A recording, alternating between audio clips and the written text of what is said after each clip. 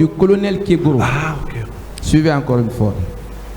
Au moment que je tendais ce gâteau à mes amis, le colonel Ablaye Chérif Diaby, ministre de la Santé à l'époque, est arrivé avec ses agents en nous traitant d'imbéciles et en bon vouloir nous dire comme nous sommes des maudits, ils vont nous éliminer. Est-ce que c'est exact ou on vous accuse à tort également? Non. Parfait. Pas exact. Alors, je reviens sur votre procès verbal d'interrogatoire. À la page 6 de votre interrogatoire, les magistrats instructeurs vous ont posé la question à la page 6 de votre interrogatoire. Que dites-vous? Votre avocat vous a posé la question chez les juges d'instruction. Que dites-vous de la polémique autour du nombre de morts? Vous répondez, selon le rapport du médecin légiste, le nombre s'élève à 56 à 57. Alors que, malheureusement pour ces événements, on parle d'abord de 157 morts, bilan provisoire, ce qui est d'ailleurs provisoire en attendant naturellement la découverte des fosses communes. Vous, en tant que ministre de la Santé, vous parlez de 56 à 57 cas de mort. On peut s'en tenir à quoi devant le tribunal? Ou bien c'était pour minimiser les chiffres? Monsieur le procureur, je ne minimise pas les chiffres. Moi, j'ai dit au tribunal ce que j'ai vu, ce dont on m'a rendu compte et que j'ai fait vérifier, j'ai fait vérifier. Pourquoi 56 à 57 même? Je vous ai parlé d'un jeune de 12 ans qui est décédé à l'hôpital. Sinon, au début, il y avait 56 corps. Le 57e corps, c'est ce jeune.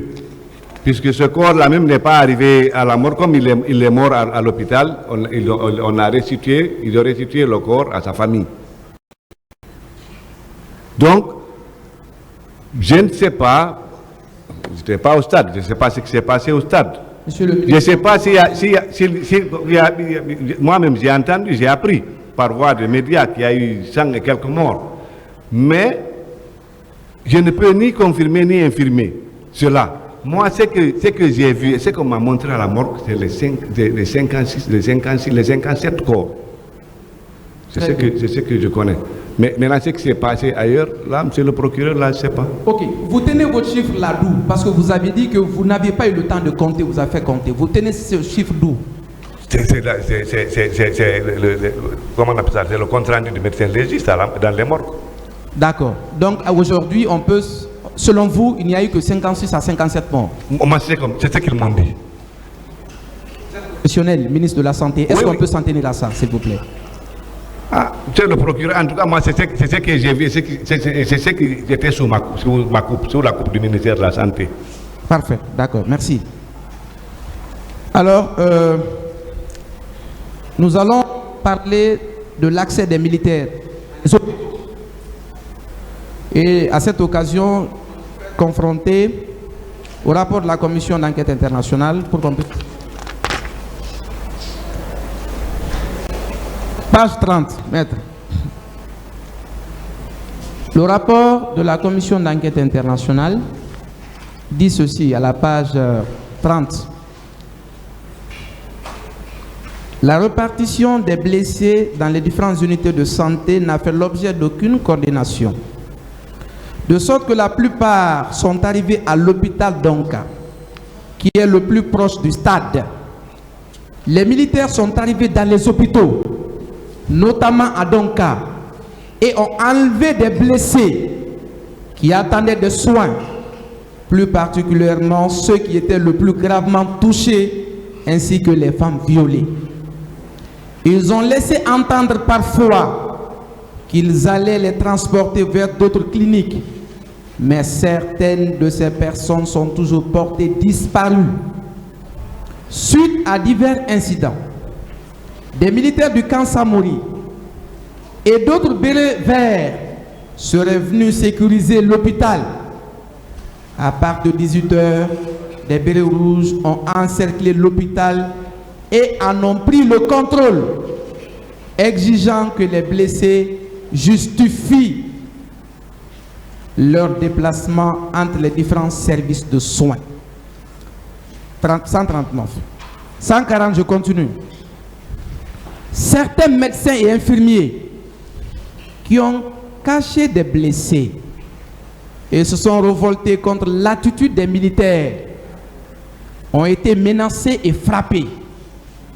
Ils ont été sommés de dire où se trouvaient les blessés et les cadavres et de donner les dossiers médicaux. Les bérets rouges ont confisqué de la documentation médicale durant les journées du 28 et 29 septembre. Les autorités hospitalières ont dissimulé des diagnostics permettant d'évaluer l'ampleur des violences commises le 28 septembre, en particulier en ce qui concerne des viols présentés comme des contusions du bassin.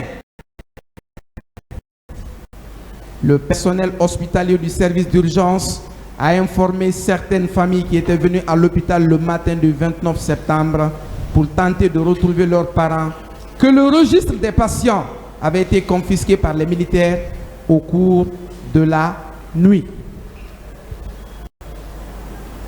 Qu'est-ce que vous dites par rapport à ces passages-là, s'il vous plaît? Monsieur le procureur, moi, les autorités des deux hôpitaux, donc à Ignasline, ne m'ont pas rendu compte de cela. Ces autorités ne m'ont jamais dit que des militaires sont venus investir l'hôpital ou bien les hôpitaux. Bien.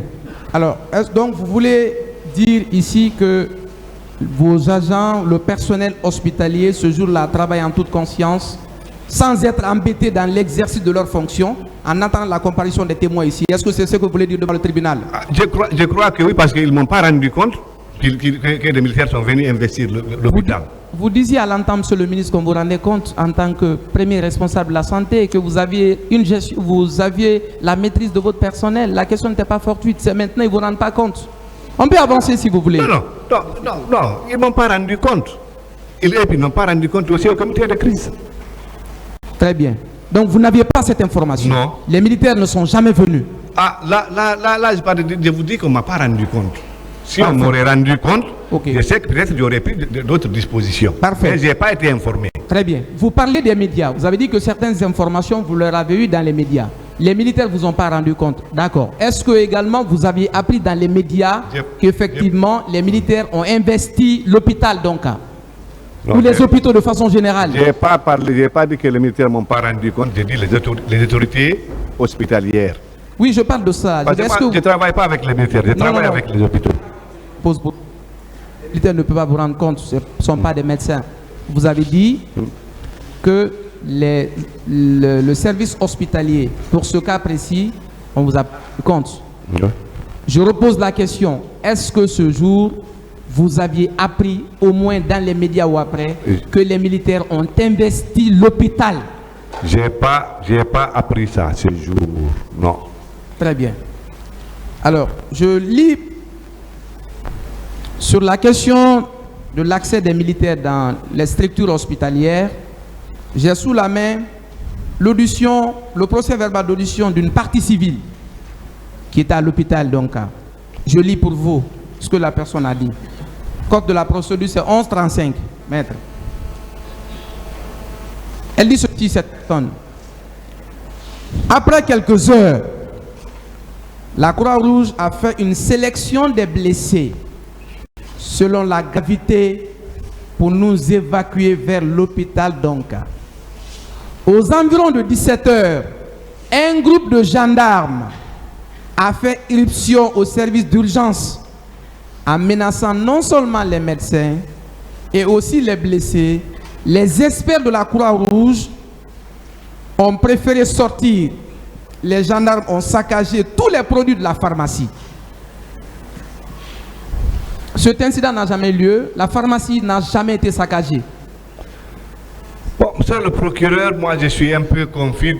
Des fois, certaines parties civiles parlent des militaires, d'autres parlent des bérets rouges, et maintenant c'est des gendarmes. Je vous dis, monsieur le procureur, on ne m'a jamais rendu compte, on ne m'a jamais dit que l'hôpital a été investi ou saccagé. On ne m'a pas rendu compte. Très bien. On ne m'a pas dit. Vous n'aviez pas vu non plus. Non. Donc ça veut dire que la pharmacie est restée intacte. Ah. Elle n'a jamais été saccagée. Je n'ai pas vu, on ne m'a pas rendu compte. Au moment venu, se le confronter à la personne. Il n'y a aucun problème, monsieur le procureur. Alors je continue avec vous. Toujours à la page 31 du rapport de la commission d'enquête internationale, page 30 d'abord, et 31 par la suite.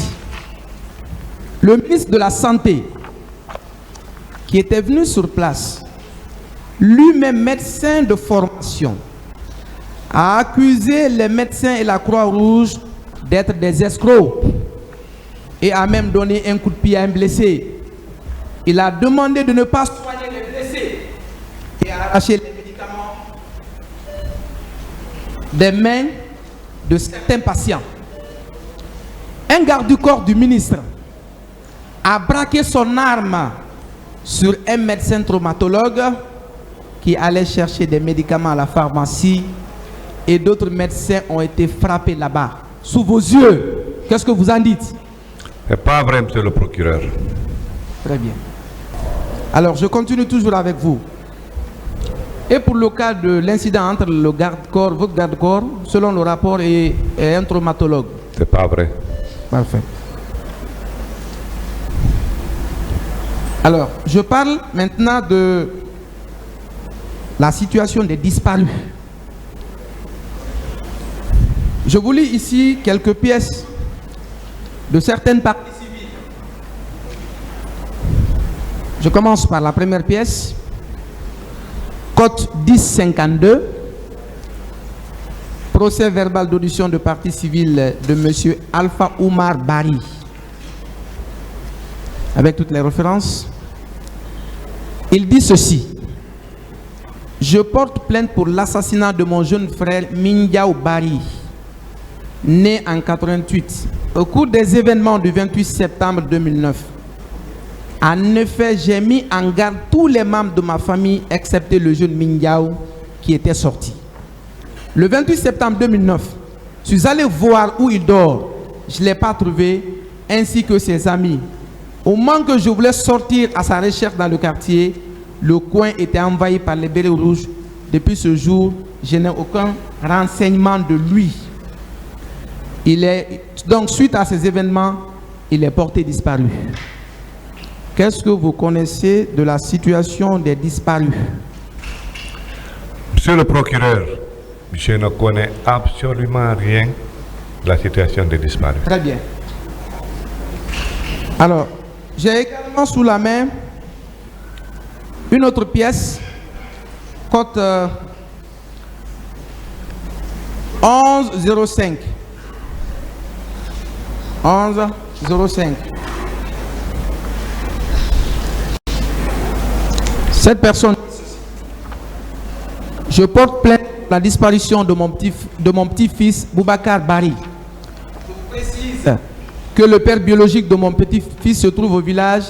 Lors de l'exposition des corps à la mosquée Faisal, nous n'avons pas pu trouver son corps. Je lis la troisième pièce et je pose la question. Quel est le motif de votre plainte? Je porte plainte pour la disparition de mon neveu, répondant au nom de Amadou Korka Bari, né en 1977. 3 cas disparus, je me suis arrêté là. Alors je vous pose la question suivante. À la suite de cette disparition, comment les corps ont quitté l'hôpital et expliqué au tribunal quelle est la procédure à suivre quand il y a un cas de décès, un cas de mort, jusqu'à la remise des corps à la famille victime? Quelle est la procédure? Très bien. Monsieur le procureur, bon, je vous ai dit que dans notre travail, dans notre métier, chacun a son petit couloir. Je ne peux pas vous expliquer ici, parce que moi je suis médecin clinicien, je ne peux pas vous expliquer ici au tribunal la procédure à suivre depuis l'admission d'un corps à la morgue jusqu'à la restitution, parce que je ne suis pas médecin légiste. Très bien. Ok. Je suis chirurgien. Parfait. Alors, je vous repose la question. Oui. Est-ce que vous voulez dire devant le tribunal que les corps ont quitté l'hôpital donc à Ignace sans vos instructions? C'est cela? Non, bon, monsieur le procureur, le problème de la tragédie du 28 septembre, c'est un cas particulier. Ça, c'était l'affaire de tout le gouvernement. C'était l'affaire de tout le gouvernement. Vous étiez dans le gouvernement, hein? Oui, bien sûr. C'est pourquoi je pose la question. Bien sûr. C'est pour ça, pour cette raison que moi-même j'ai été exclu. Je n'étais pas membre de la commission de restitution des corps. Hein? Cette commission était présidée par le ministre Sanou, qui était à l'époque ministre des Affaires religieuses. Moi, je ne faisais même pas partie de la commission de restitution du corps. Je sais que les corps devaient être restitués, mais je ne faisais pas partie de la commission. Alors, je repose la question. Vous n'étiez pas de la commission. Oui. Est-ce que les corps sont sortis des différents hôpitaux sans vos instructions? Non. Alors, comment les corps se sont retrouvés à la mosquée Faisal? Les corps étaient... J'ai mis les corps étaient à la disposition du médecin légiste qui a travaillé avec les directrices des deux hôpitaux, parce que c'était des dames à l'époque. Donc moi j'ai donné instruction aux deux directrices des hôpitaux de travailler avec les médecins légistes et la commission qui a été constituée à cet effet pour la restitution des corps. Est-ce que c'est la bonne méthode? Moi,